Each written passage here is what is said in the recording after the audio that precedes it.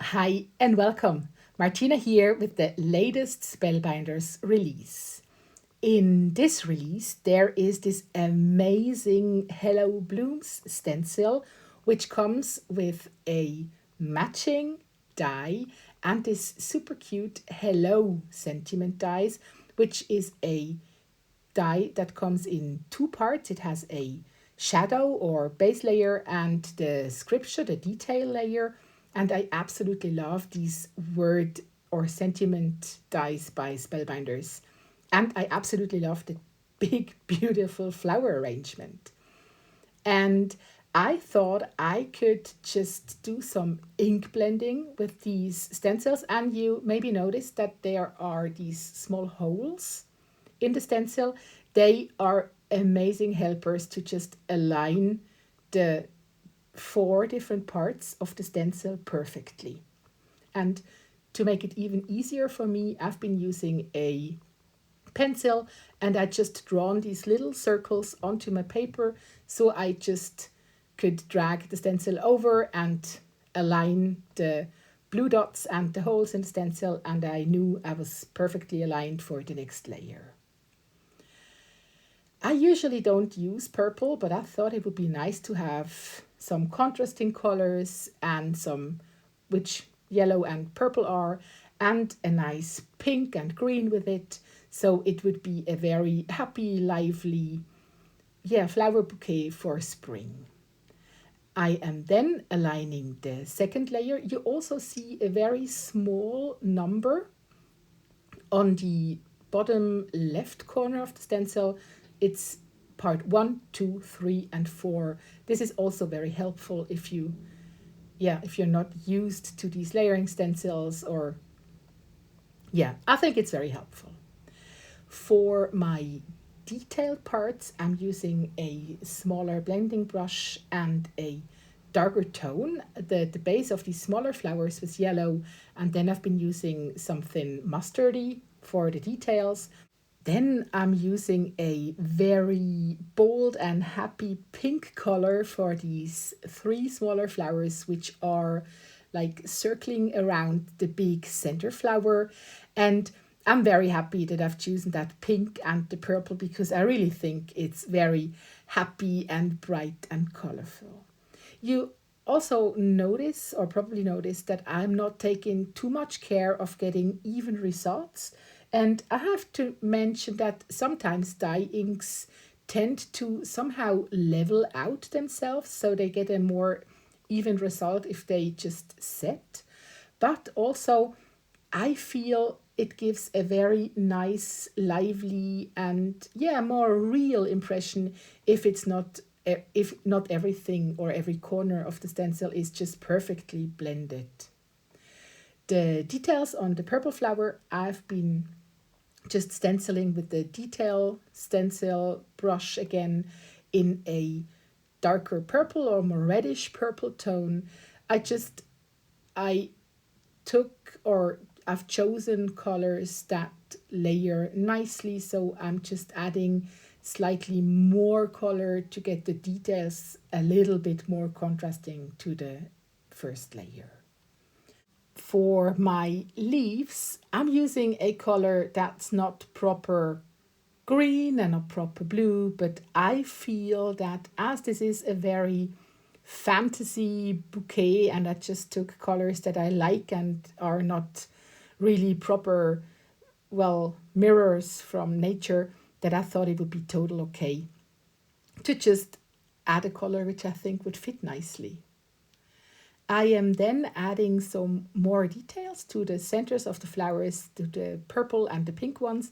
And you might also notice that I still didn't care too much about a nice and even coverage of the color on the leaves. I think it's very well visible there, but I was hoping, and I really think it also did what I was hoping, that it could give something like the impression of lights and shadows on the leaves. So again, it's not just a proper plain colored image or surface area.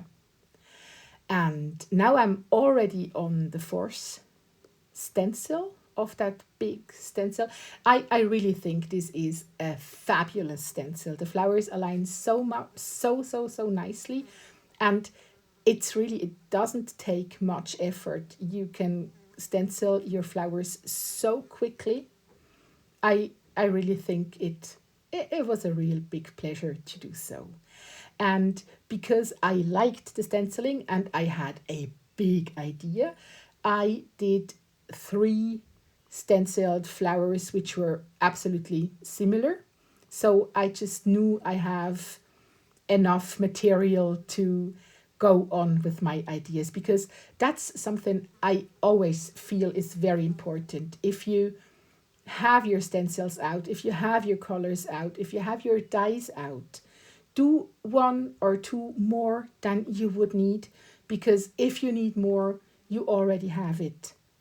Otherwise, you always have to, well, grab the stuff again and redo. And this is something which is always somehow blocking me in the creative process. So I usually do more.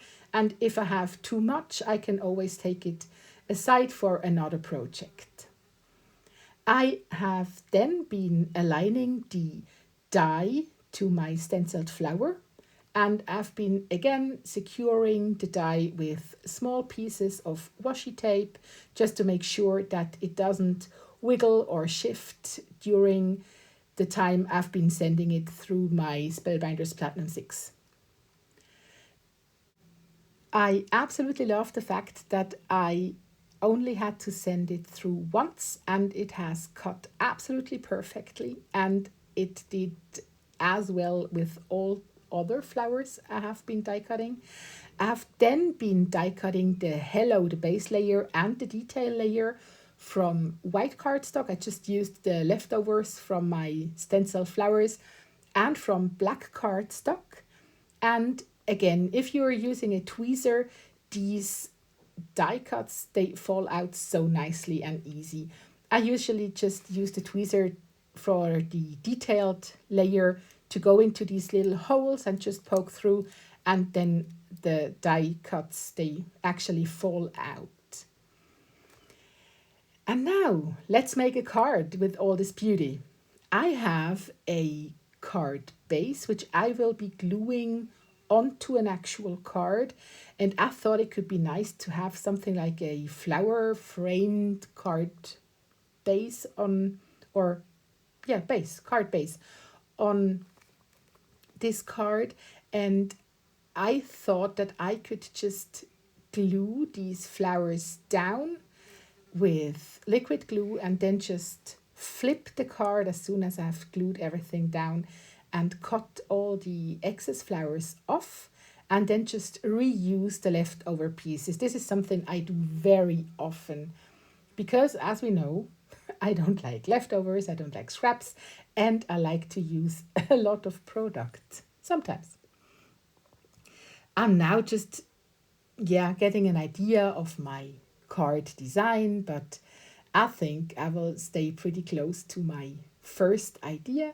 I've then added the Burley Arts liquid glue. It's, as usual, I'm using the Burley Arts glue because of that fine tip. It allows me to go into these nice details of the die cuts. And I just know I can totally rely on that glue because it works absolutely perfect. And as you see, as soon as the glue has grabbed on the paper, you can flip your card base and then just use the back side or the back of the paper to as alignment for the scissors, and then just cut all this excess off, and you already have some nice straight angles on your leftover die cuts, which you could use to just align if you are, as I am doing it, really using these leftover pieces. I think this is very fun and helpful. And of course, as I had so many flowers, I knew I just could be generous with them, and I glued a lot of flowers onto my card base, but I really have to say I really like the result, and I don't think it's overloaded. And because lately I did another card with a matching envelope, and I thought it would be very nice to have another envelope and card set. And as I had so many leftover flower pieces that I just, did the same as I did on my card base. Just use some die cut leftovers, use the liquid glue, pressing it down, cutting all the excess off. And you see, you can also use some wonky leftovers and this will end up just perfectly fine. Now for the Hello die, I've been using the white base and the black detail because I think this helps the sentiment or the script to pop off the background. And I also used some small foam squares just to rise it slightly to give a little bit of dimension on the card. This is something I usually do and I absolutely like. I've then been using some iridescent sequins on the card and that's it. I really hope you like my card. I hope you liked the video, you enjoyed it.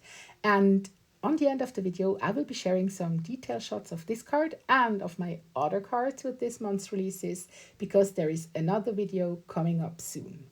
Thank you so much for watching, for taking the time. Have a wonderful day. See you next time. Bye!